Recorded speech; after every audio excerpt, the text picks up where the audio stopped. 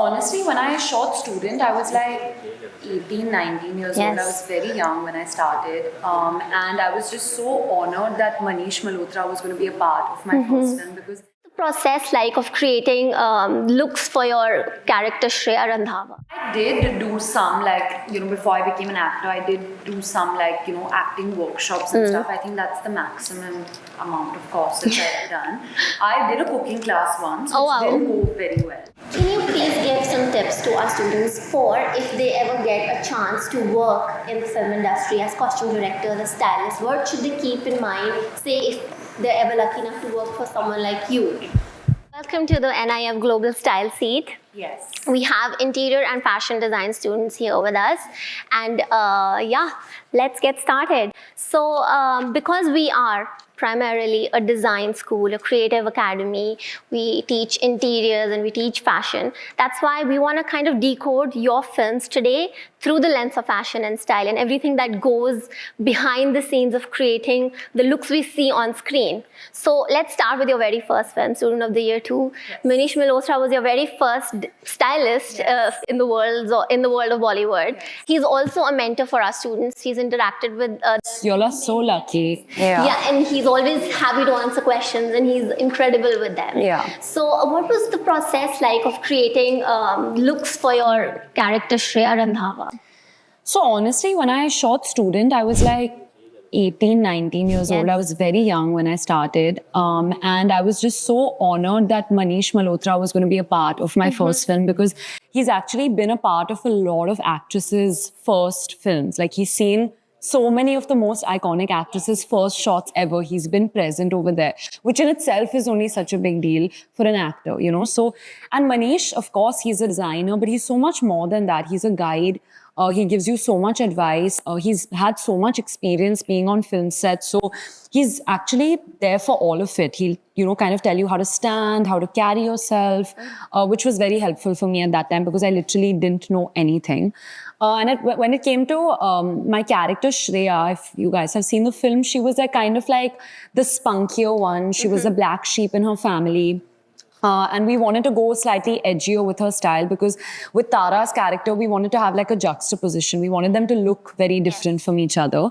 So I think we did a lot of mixing of prints, as I remember. We did a lot of racer prints at that time, ripped jeans, funky backpacks, a lot of sweaters that were distressed.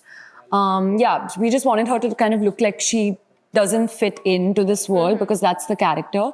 And also, we had a school uniform, we had a blazer. So her blazer was kind of different. She kind of had pins on it that was different from what the other students had. Yeah. So yeah. I know, I remember because your character as well, I guess the clothes tie into who she was on screen, right? Yeah. She was very athletic, she was a dancer. Yeah. So you had that coming into. Yeah. So it's important for the students to kind of understand that clothes on screen in particular also tie into who you are playing. Honestly, right? It's one of the most important things as an actor because as soon as I get into my costume, I feel it's the last step that completely kicks you into the character. And it's like a teleportation machine. It just immediately makes you feel like someone else. Sometimes I don't feel complete as a character unless for example, if I'm married in a film, until I don't put on the Mangal Sutra or the ring, I don't feel like the character. Yeah. There has to be some item that just completely brings you to the character, and that's where fashion comes into film.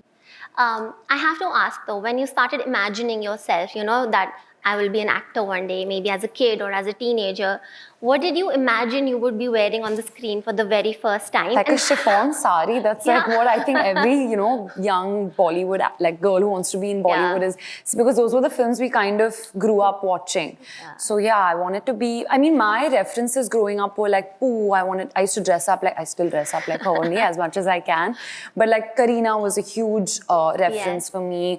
Rani ma'am, all of them kind of just impacted the way we used to dress, at parties, from school. We all thought we were dressing up like Bollywood actresses. So that was kind of the reference growing up. But I've not had that like mountain dancing chiffon sari moment yet. Yet. So that was We something hope I to always. see you as the But it'll be very quintessential- cold. I'm getting very scared.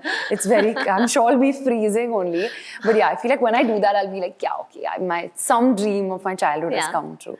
But then you got Athleisure as your first film. How did that feel? Yeah, it was fun. That was, I think, more of like my vibe and my personality. I think how I dress. It was closer to that. Yeah. So I have to talk about Call Me Bae, of course, when you're talking about style and your work. Call Me Bae was an instant hit. I know every girl in the country was obsessed. I hope and there were so. so many reels and everybody was loving your performance. So as the story progresses in Call Me Bae, as Bae is becoming more confident, her arc is growing, her clothes change as well. Yeah. What was that process? Like from the very first shot, the way we see her to like the big TV moment she's having in Bombay, her style has totally changed, and you see it very gradually. Yeah. No, I mean, like, there's so much fun to be had in fashion, and there's so much you learn about a character by just watching them on screen. And Anaita Shroff-Adajania did, she was the head costume stylist for Call Me Bae, and there was a lot of discussions about what Bae is going to be looking like, what she's going to be dressed like. And my vision, or what I thought of Bae, what Bae was going to be like, was actually what we saw initially. Like, I thought she'll always be in like a preppy outfit. But then I was really like impressed with all the ideas that they came up with, because it helped a lot in the character. So in the Delhi portions, we had a lot of like kind of similar to what I'm wearing right now, like a lot of like jackets and skirts. She had her hairbands, she had her bags, her hair was perfect. She was always perfect in her Delhi portion, because that was how she was raised. Her mother raised her to be like a trophy daughter and then go on to become a trophy wife. So like the way she looked was very, very important. Like not even one hair of hers could be out of place. Not even one nail could be broken. That would be like the biggest disaster ever. And then when she came to Bombay, she started discovering herself. Obviously, she didn't come with too many clothes, even though she came with like 9 suitcases. I don't know how she fit her clothes in that.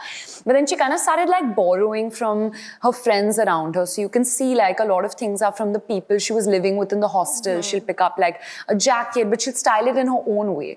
A lot of like her branded clothes. Once she came to Bombay, she started cutting them up. Like there's like this one Balenciaga oversized like thing that she's wearing, and then she just cut it up in a different way. So there was some stuff that you saw in her Delhi portion, which you see again in Bombay, but she's wearing it in a completely different way, which I thought was very interesting. And she is kind of playing around a lot with color, because she's finding her identity. No one's telling her what to do. And you can see that. And like with Bae, we wanted to keep like one thing constant. So in like a lot of her outfits, you'll see that she has a scarf.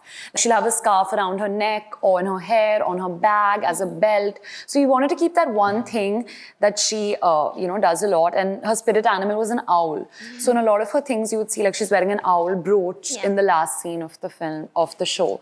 So yeah, fashion was a really big part. And we're shooting season 2 now in October. So I'm quite excited to see now what her next journey of her looks is going to be. Yeah, and did you participate in selecting or styling any particular? I'm not really qualified to do that. But I mean, for me as an actor, I can just say that, okay, this feels like my character, or I'm comfortable. Like I don't want like fashion to come in the way of my performance. You know, I don't want it like if I can't raise my arms or I can't move. I don't want. That's literally my only input. So yeah. Otherwise, you just leave this work to the stylist. I mean, I've been very lucky to work with extremely experienced and talented people. Yeah. Which outfit from Call Me Bae you wanted to take home? Just like, it's yours. I think like the wedding outfit, the one like she gets married in, like the blush pink lehenga. I don't think we've seen too much of that color, and it was just stunning. Yeah, if I like when I get married, I want to get married in something like as structured and simple and pretty as that, like the flowers and the hair, and I love the wedding outfit. But I've stolen many things from that set, but I'm not telling because then they'll take it back. It's a secret. It's a secret. Yeah. Was there any look in Call Me Bae that was very uncomfortable to wear but looked incredible on screen? I mean, she wore an owl outfit once that was pretty uncomfortable. Trying to think. No, I think everything was pretty much comfortable only. What was... So I think then that goes to your Yeah. ability to just wear something and become one yeah, like with I'm it. really uncomfortable wearing heels. Even today, I'm wearing like the comfiest heels that I could find. So anything, if she had to wear like heels and like strut, that was uncomfortable. Maybe, Got yeah. it. There's a running joke in Call Me Bae that Bae has done so many short courses. Yeah. And then the courses are actually helping her.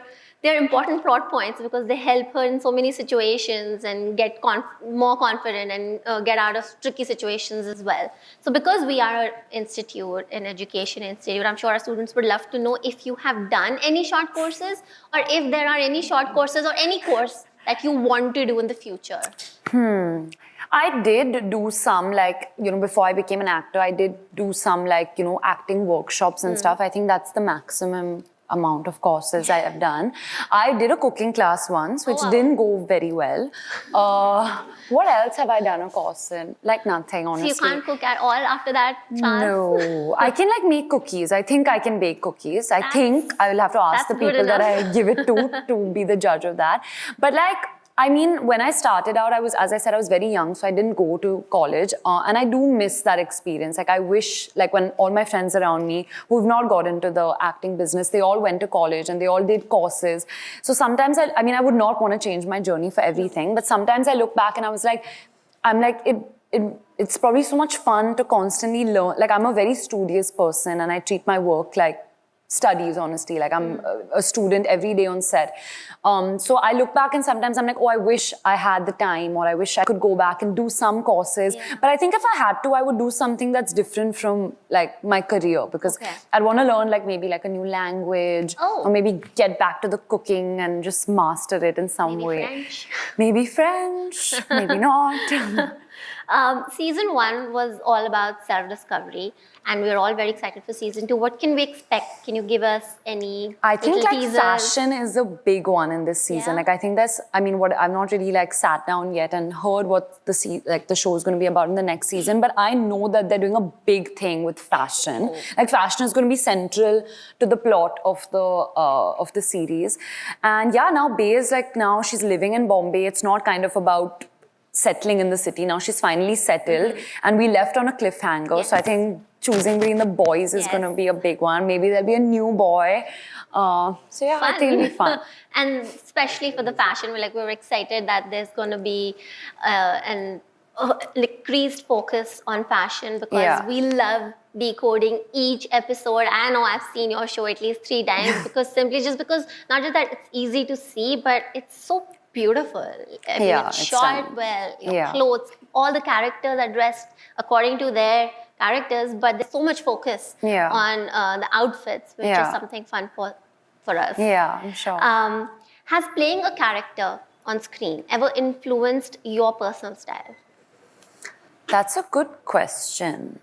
I think so. I think because like you're dressing like another person for like 3 months of your life, and like what do they say, like it takes 21 days to make a habit.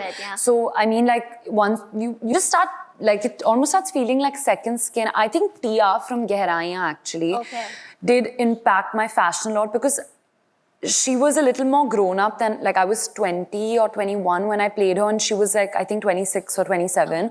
So she was a little more like ladylike, a little more classic in the way, and Anita style Gehraiyan as well.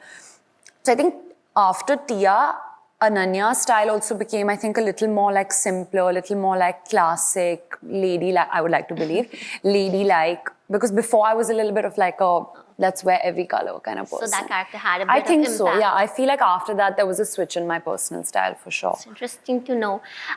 In real life, fashion is about self-expression. This is who I am, this is what I wear. But on screen, it's about transformation. You completely become a different person. Which aspect of style do you find more interesting? On-screen style or real life style?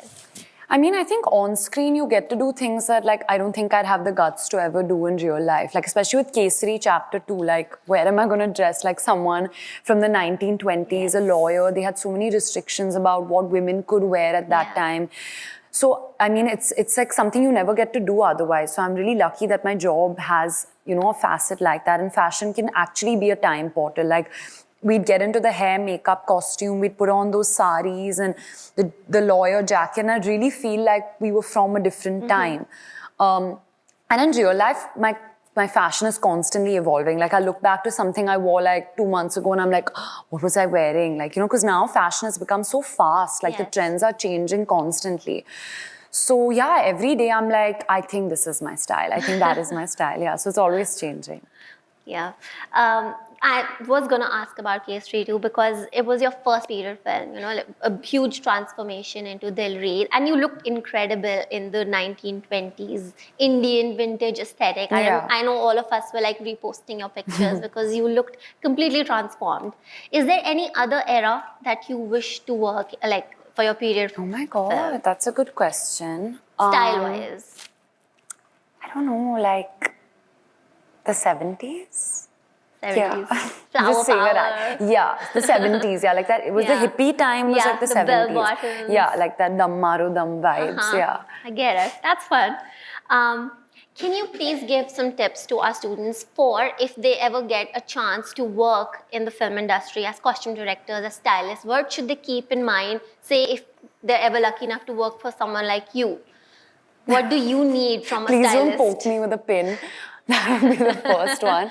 I mean, what do I think you have to always have your eye on the monitor. Like you need to, because like cinema is like everything is going to be magnified when you see it on the big screen. So maybe in person you may think like, oh, it's looking fine, but you have to really imagine what it's going to look like on a large screen. Like even the smallest of crease can suddenly look, and your eye actually goes there. Like as an audience, you may think like, oh, I'm not going to notice that, but sometimes your eye does go to things that are, sticking out or like not, in place. So I would really say that like even if it may seem like a small thing in person, you have to kind of look at the larger picture and kind of like see it on the big screen.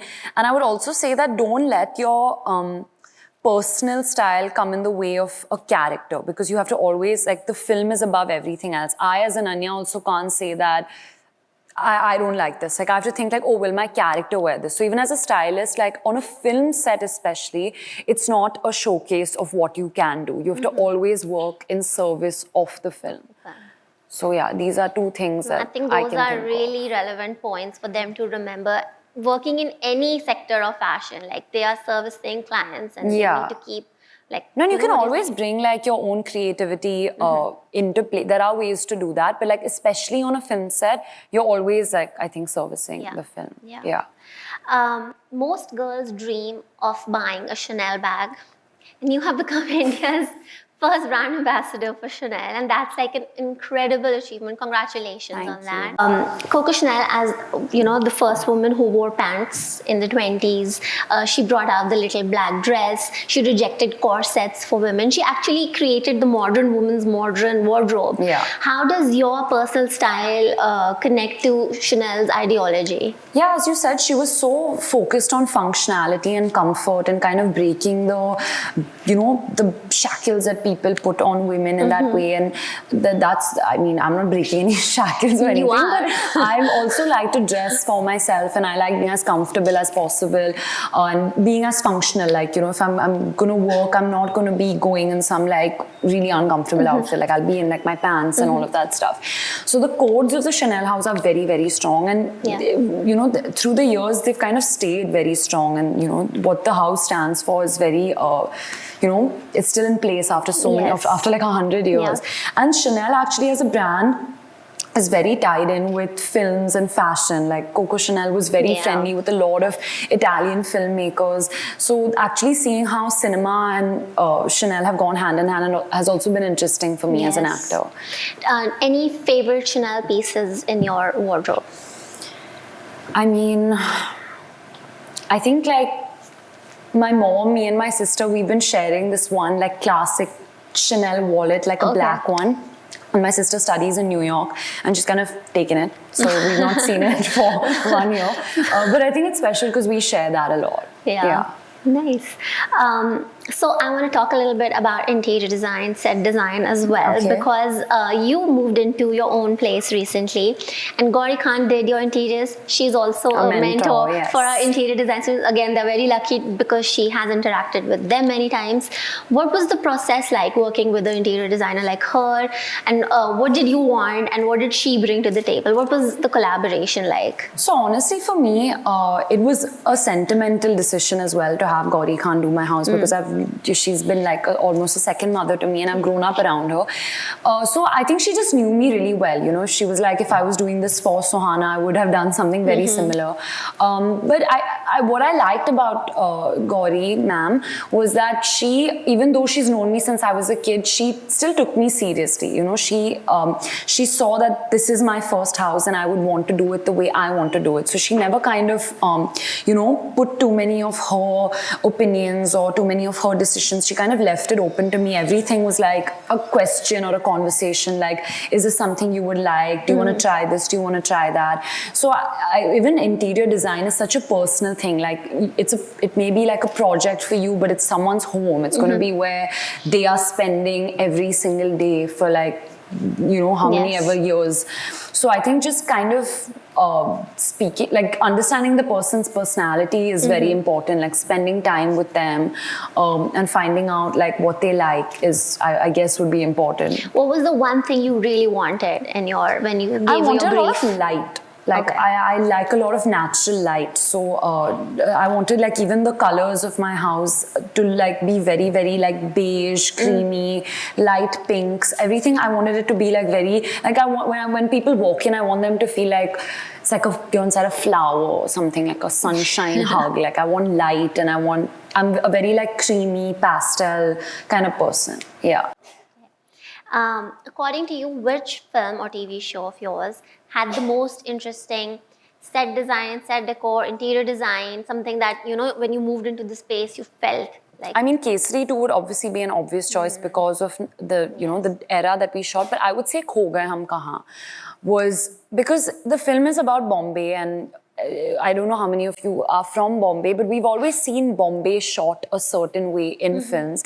But I feel like the way they designed the sets and the way that it was shot was a very nostalgic Bombay. Like it was like a Bombay that it was not now. Even though we were shooting a film about Gen Z, still the set design and our costumes and everything had like a nostalgic sense in it. It just felt like old Bombay, like the Bombay that like I grew up in was kind of like the background. So I'm like not really being able to put it into words, but I think Kho Gaye Hum Kahan was really a very interesting set to be on in terms of like the choices that they made with the art in the background or the woodiness that they brought. Like I don't know how many of you have seen it, but when Neil and Imad have that fight in the interval, like you could see like there's like large cinema signs in the background, which we don't have anymore, but like it brought the old Bombay charm, I feel. Yeah. So I want to now talk a little bit about social media and So Positive. You started your online community, So Positive, almost around this time you started your career. Yeah, in the same year. Around this, yes. And recently you launched your kindness curriculum, which is such a sweet idea, and we really need it, especially starting with kids, because they need, if they grow up with kindness, you get kinder adults as well. What role has So Positive played in bringing happiness or fulfillment in your own personal life? I mean, it's given me purpose for sure, because when I started out, at that time, like social media had just picked up in 2019 at that time, and trolling was very like prevalent. It was something that was happening to everyone, not just actors. And I felt like, why isn't anyone talking about it? Why aren't we doing something about it? So I think I didn't know where it was going to go when I started. I just wanted to start the conversation about, online bullying and harassment and what impact that can have with people. And honestly, I'm really happy that it's come such a long way. Like now we have a book club that's going on every month, and people are participating in it. And as you said, we have the kindness curriculum, which was always my dream. Like when I started So Positive, like whenever someone would ask me like, oh, what do you finally want to do? I always wanted to like have a program in school, because it does everything comes from your foundational years when you're in school, and what you learn and how teachers are with you. And we've done this in association with Slam Out Loud. And it's very simple. Like if you see the curriculum on YouTube, it's like small things, like just like write a letter to your friend or like say something nice to someone, and it can really make like a huge difference. Absolutely. So yeah, so I would say there's a lot more to do. But even if you are not doing a short course, you've created an incredible created a course. Yes, I've created a That's course. keeping in with Bay's aesthetic of it's very courses Bay. around your life. You've spoken very openly with So Positive as well, but even in your regular interviews and stuff, you talk very openly about being body shamed when you were young, being trolled as you entered the industry. And that's something that makes you very relatable, because not everyone talks so openly about, you know, things that go behind the scenes. And that's why a lot of young girls feel very connected to you, because of your honesty. Knowing what you know today, the confidence you have today, how would you respond to bullies? If you were back in school, like, what would you say? I mean, I don't think I would say anything, because if you're like saying something back, then you're giving in to them. So I would not say anything back. And like, you know, I speak so much of kindness, so I wouldn't want to be unkind to someone or say something back. But I think just working on yourself and loving yourself is the best reply to give back to anyone. Yeah. But like, even for me, honestly, like this body positivity and self-love is a journey. Like, it's not like, oh, now I know everything and I've reached some like high level of self-love. Like like as an actor, you're literally like naked in front of people. You have to really just, you know, cultivate a lot of like, you know, strength and a lot of confidence in being happy with who you are and positive and kind to your body. I think being kind to your body is very important. Like, I have different phases where I feel like I'm not skinny enough, or then I feel like I'm too skinny, or I need to be stronger, I need to be this, I need to be that. But it's a journey. It's a journey. Your film Control was based around dangers of AI. And since the film, AI becomes better each month, almost every day. Yeah. How does it feel when you see AI content using your images, maybe, or a video Very you've scary. seen? Like, what's that feeling? No, I get very scared with all of this. And when we started shooting Control to when the film actually came out, when the idea of Control, we were going to make the film, I was like, oh, this won't happen. And it was like some 6 months before the film came out. I was like, oh, imagine like someone talking to you, but they're on a computer. Why would people think that it's real? Like, how can people actually develop feelings or like have a relationship with someone online? And then by the time the film came out, it was like a norm. It was happening all over the world. Like that day, my hairstylist was like having a fight with ChatGPT. And I was like, and I was feeling bad for ChatGPT. I was like, you're talking so rudely. And then I was like, wait, it's not a person. Like, it doesn't have feelings. So it's actually really scary with how like advanced technology has become. There's also like a thing about saying please and thank you to ChatGPT. Yeah, because it's like, what if when they become robots, I'm like, I don't want to be attacked, so I'm going to be nice. But I don't use ChatGPT. I've never used it. Okay. Yeah. But if you did, you would probably say thanks. I would say please and thank you for sure. Yeah. But it's scary because actually, like, I can say, oh, I've not used AI, but you don't even know where AI is being like, is a part of things that you're using in your everyday life. Yes, it's just in the background somewhere now. Yeah. So let's get on to Lakme Fashion Week, which has been a big event in your life and in our students' life, because you made your showstopper debut at Lakme Fashion Week. Your kind of like your fashion and style journey started there. Our students get to debut as designers at Lakme Fashion Week. Fun. So NIF Global does 2 shows at Fashion Week every season. One is called Gen X, that's open to anyone in the country. And one is a runway, which is just for our students. That's so fun. So from classroom straight to runway, you know, they're getting to work with incredible mentors who are helping them, teaching them tricks and trades. So what have you learned all through? They learn so much. So all through these years at Lakme Fashion Week, and you walked like twice each year for so many years now. How has your walk changed, or what have you learned about and observed about how a fashion show runs and what you feel? It's chaos. It's like I think film sets are chaotic, and then I go behind like backstage at a runway show. I'm like, this is, you know, like in fashion, that scene where they're like, Shonali, walk, and it's like all hectic. The same people from the fashion movie are like actually working There. backstage, and they're like saying, go, go, go. It's too hectic. I find runway shows really hectic, and every time I go on stage, I get very scared. Like I'm more scared on walking on stage than I'm in front of the camera. Even now? Yeah, I'm terrified. Like I need to pray. I need to like pray to the fashion gods that I don't fall or have some wardrobe malfunction. But yeah, I get very scared. Oh. So I'm not going to give any tips on that because I just pray. That's all I do.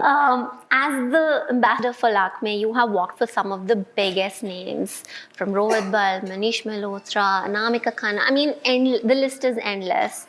What does it feel like to be dressed by some of the best people in the country? I mean, I was so fortunate. As you mentioned, Rohit Bal, I was a part of his final show, you know. So these opportunities, they don't happen, you know, all the time. And I'm very blessed and lucky to have been able to have some of those moments. And it's actually quite similar to film when it comes to, you know, walking the ramp for a designer. You are servicing them at the end of the day and kind of understanding their aesthetic and, you know, what kind of woman they want to dress or like who their audience is, woman or man, whoever. You have to kind of merge and kind of, you know, find a strong partnership with the designers that you're working for. So yeah, as you said, I've been very lucky to work with some. And I've personally seen you in most of these shows because we're at Fashion Week, and you look incredible and you walk very confidently. So no one can tell that you're scared backstage. You did such an amazing job in Delhi with the Rohit Bal show as Thank well. you. With the But roses. I mean, yeah, I think it's like